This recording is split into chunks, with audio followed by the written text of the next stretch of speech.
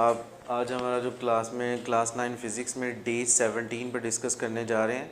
आज हमारा जो टॉपिक है उसका नाम है जी हार्मफुल सोर्सेज ऑफ एनर्जी।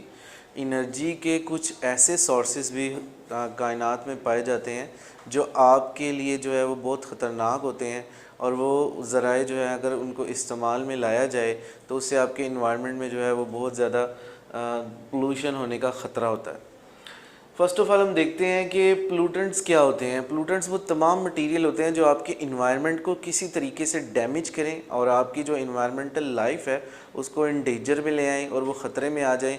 चाहे वो जो है वो आपकी एक्वेटिक प्लांट हो, या फिर कोई भी ओशन में रहने वाले एनिमल्स हों, या फिर आपके पास जो है वो आपके फॉरेस्ट में रहने वाले एनिमल्स हों, या फिर ह्यूमन बीइंग हो, किसी तरीके से कोई भी जो है वो इफ़ेक्ट होता है तो वो पोल्यूटेंट्स की वजह से होता है।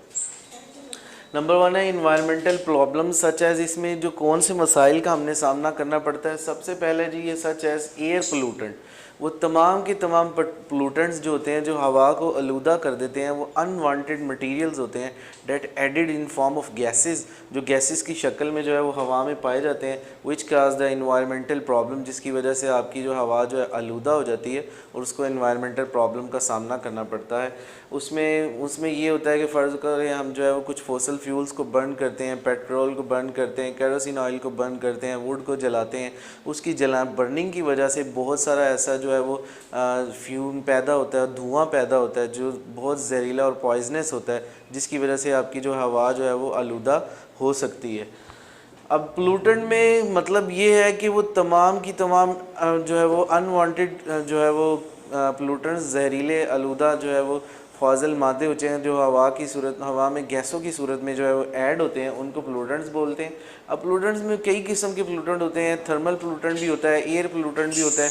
एयर पोल्यूटेंट में जहरीली गैसें आ जाएंगी। थर्मल पोल्यूटेंट से ये मुराद है कि अगर आप कोल को बर्न करते हैं, कोयले को बर्न करते हैं ज़्यादा तादाद में, तो जब कोयला बर्न होता है तो उससे बहुत सारी पॉइजनस गैसेस रिलीज़ होती हैं इन द एयर, और जिससे जो पोल्यूशन पैदा होती है उसको हम थर्मल पोल्यूशन कहते हैं।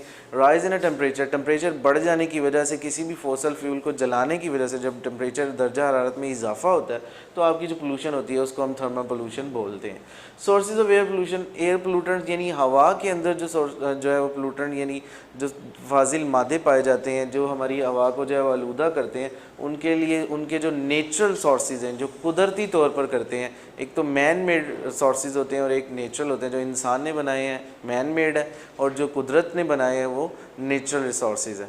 अब कुदरती तौर पर वोल्केनो इरप्शन होती है, यानी जब लावा फटता है और जो किसी भी जो है वो पहाड़ से जो निकलता है तो वो जितने एरिए पर जाता है तो उसको डिस्ट्रॉय कर देता है, तो ये जो एक हार्मफुल इफ़ेक्ट है।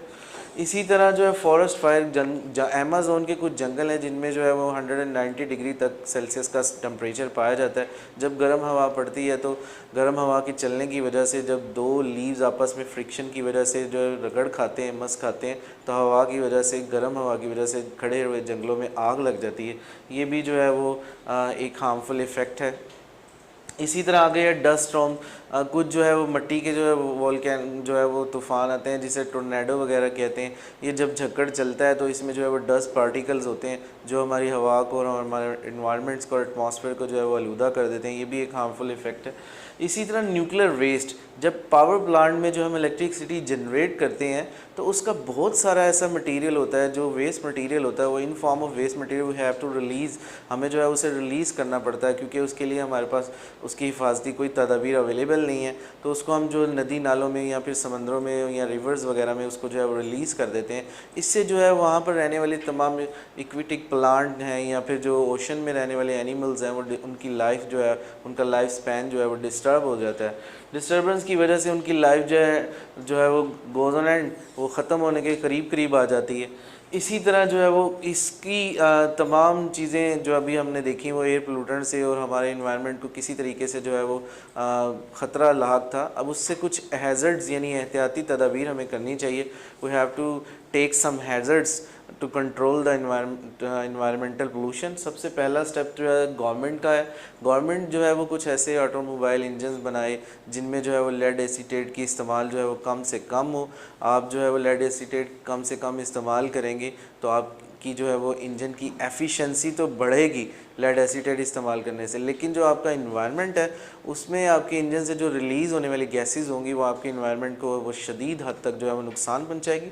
तो इससे साबित ये होता है कि गवर्नमेंट ऐसे कानून बनाए कि ऐसी गाड़ियाँ जो है वो अलाउ ही ना करे जिनमें जो है वो ऐसे इंजन बनाए गए हों, फ्यूल कंजम्पशन इंजन बनाए जाएँ जो है लो लेवल के, ताकि जो है वो आपका इन्वायरमेंट सेव रह सके।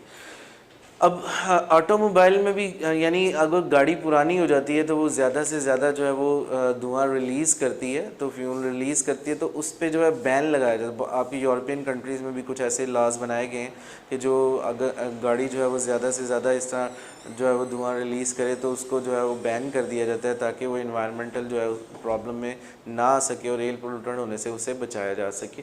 इसी तरह जो है वो इंडिविजुअल यानी एक इनफरादी तौर पर भी शख्स जो है वो कंट्रोल कर सकता है, अपने इन्वायरमेंट को बचा सकता है और taking step to control the environmental problem.